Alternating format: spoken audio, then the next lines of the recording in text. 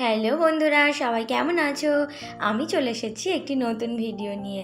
আজকে আমি তোমাদের সাথে শেয়ার করতে চলেছি পেঁপের চাটনি কিভাবে বানাতে হয়। হয়তো অনেকেই বানিয়েছো, কিন্তু আমি কেমন করে বানিয়েছি আমি তোমাদের সাথে তাই শেয়ার করলাম।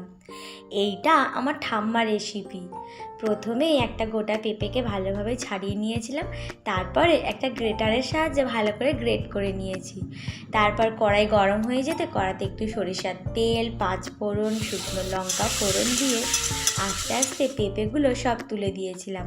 একটু হালকা নাড়াচাড়া করে নেওয়ার পরে নুন আর হলুদ দিয়ে দিয়েছিলাম। আমার কাছে কিছু খেজুর আর কিশমিশ ছিল, সেটাও দিয়ে দিয়েছিলাম। দিয়ে ভালো করে মিশিয়ে নিয়েছিলাম। ছোটবেলায় এই চাটনি আমার ঠাম্মা খুব করে খাওয়াতো আমাদের। হয়তো ঠাম্মার মতন হবে না, কিন্তু কিছুটা ওরকমভাবেই করার চেষ্টা করেছি।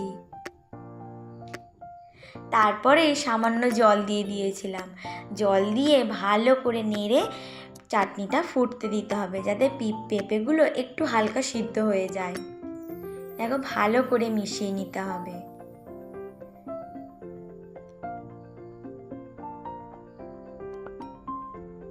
এই রকমভাবে একবার বাড়িতে বানিয়ে দেখবে, খেতে কিন্তু খুব সুন্দর হবে।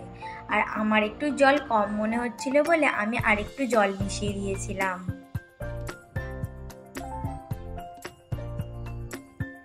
জল মেশানোর পরে ফুটে উঠলে পরিমাণ মতন মিষ্টি দিয়ে দিতে হবে। আমার কাছে অনেক বাতাসা জমে গিয়েছিল বলে আমি তাই বাতাসা দিয়ে দিয়েছি। এটা কিন্তু চিনি দিয়েও করা যাবে। আর সব শেষে একটু আমি পাতিলেবুর রস দিয়ে দিয়েছিলাম।